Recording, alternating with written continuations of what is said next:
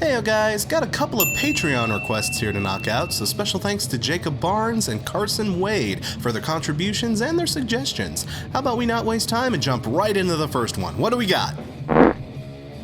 Oh dear, I should have wasted more time. Please try to roll with me here. Carson, look, you've given a lot to the show over the years, and I know you probably requested this review because you really dig this band or this album, and dude, if that's the case, I'm sincerely happy that you do, seriously, but this thing does not do a goddamn thing for me.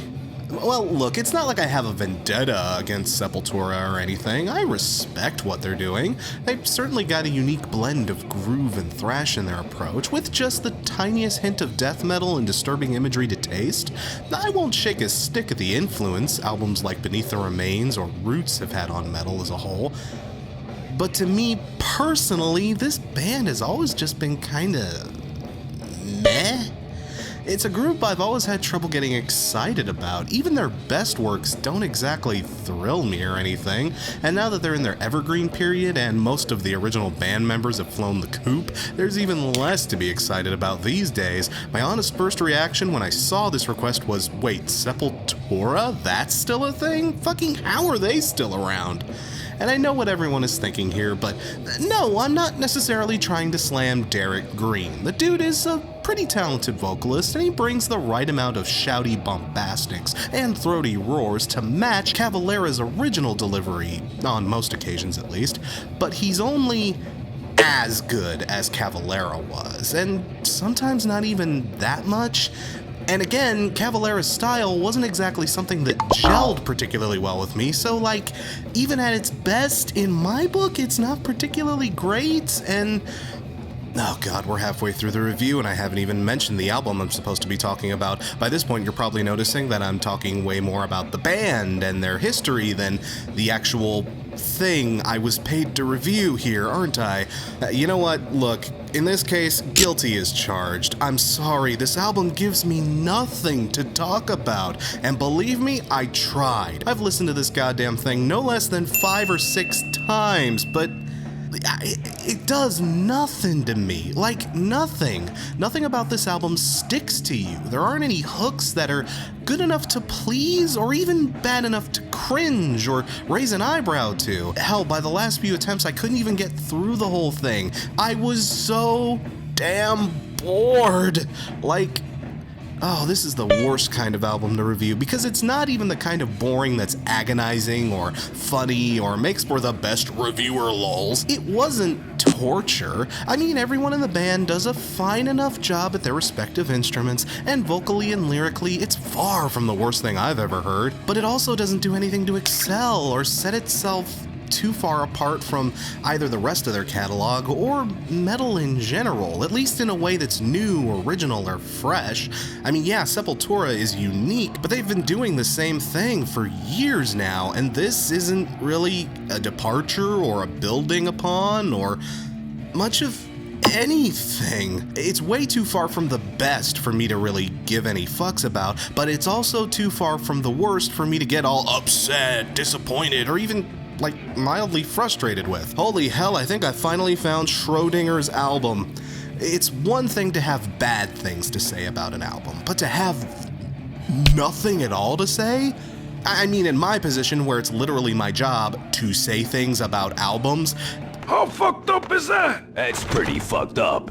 I'm thinking maybe if I were more into Sepultura, especially the post-Cavalera era, I might have stronger feelings about this thing one way or the other, but as someone who can't get excited over this band during the best of times, this is a great big old paper plate of plain white rice. It's not disgusting, I actually rather like rice, but it's not that appetizing either. Sorry, Carson. Like I said, I hope you're enjoying it, dude. Machine Messiah gets 2 things that exist. Yeah, sure, whatever, we'll go with that. Out of 5. Oy, I'm sorry, Carson. I hope you don't feel too cheated or anything, but I mean, like I've said in the past, the only thing you're purchasing with these Patreon reviews is an honest and furthermore personal review of an album. Nothing else. But like I always say, the only opinion that really matters is your own. If you're tearing the pits to shreds with this, hey, you jump the fuck up, amigo. The same goes for your album too, Jacob Barnes. Whatever I have to say about it, just know that it's only my opinion and you shouldn't, take it personally or anything. So who did you pick again? Def Radio. And I've never heard of these guys before. Hang on, let me give this one a few good spins.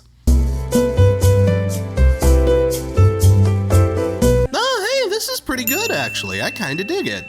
I didn't even need to soften the blow for this album. Wow, I'm not very good at this, am I? Def Radio. Haven't heard of them? Don't worry, neither have most people. They're a new band based out of Athens, Greece. Huh. Can't say I remember hearing that many rock outfits from Athens proper. Chances are you'll have better luck in Athens, Georgia. But just because these guys are young and unknown doesn't mean they aren't worth paying attention to.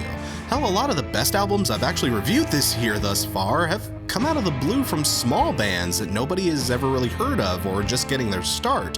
Holy God, I'm becoming more and more hipstery by the second, aren't I? But Def Radio has a really nice thing going on. It's got its roots more in the 70s style of American and British rock, rather than stuff that's super popular today, which, according to the charts... you guys do know that other bands exist, right? This group has kind of a sleazy and sinister sound to their music. It's got kind of a stoner rock, desert rock kind of feel to it. I mean, it'd fit right at home on your shelves next to your Fu Manchu, your Caius, or your Queens of the Stone Age. Especially your Queens of the Stone Age. Vocalist Panos Klinos is really doing his best to pull off a Josh Homme impression, and well, he does do a really good job at it. His voice is syrupy and smooth, but also seductive and diabolical. His voice sounds just like the kind of random stranger you meet in a bar who's dressed to the nines, has $1 million smile, and says he can get you anything you want as long as you're willing to make a deal with the devil. You know, just like Josh Homme's voice. This band really does take a lot from Queens of the Stone Age. More specifically, though, from the earlier portion of Quotes' catalog. Like, far back. This thing sounds like it was cobbled together with pieces from the recordings of Songs for the Deaf, Rated R, or even the self-titled album. Think the Nick Olivieri days, you know, before the FBI got involved. The good old days. This is my personal favorite era of Queens, and I adore how well these guys pull off that particular sound. I mean, if that sounds like something you can get down on, you may as well stop the video right here and just go out and pick this up. It is tasty in that regard. It's worth your time. And you know, I hate to keep bringing up Queens in this review, but these guys really, really sound like Queens of the Stone Age. Like, a lot. In fact, maybe a little too much. See, while I do happen to really like what I'm hearing here, one vital question that did come up while I was listening to this was, if these guys sound so much like Queens, then do they do anything particularly better than Queens of the Stone Age? After a few listens and a few good ponders, my answer to that question is, In fact, I can see how some people might listen to this thing and just think it's a lesser version of Quotes, or maybe even a full-blown ripoff. And even though this thing has its moments, it's certainly not a replacement for your copy of Rated R. Hell, frankly, the guitar work comes nowhere near as close to as ripping and searing as what Homme can do. And from a lyrical and compositional perspective, like they aren't nearly as interesting. It feels like these guys could use a bit more originality in their approach to song crafting here, and if this album doesn't do a lot for you in that regard, I don't necessarily fault you for it. There's definitely better stuff like this out there.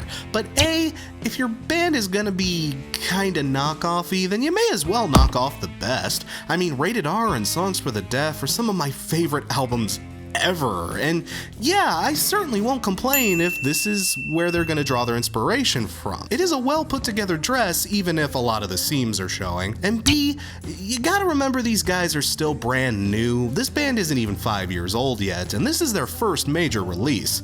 And for a first effort from a band with very limited resources, from a place that doesn't exactly have the most celebrated pedigree in rock history, I don't know, I feel like I should give credit where it's due. This is a fairly solid debut effort, and overall, I had a lot of fun with it. In spite of its pretty glaring flaws, I feel like there may be some genuine potential with these guys, and I'll be paying close attention to their next effort for sure.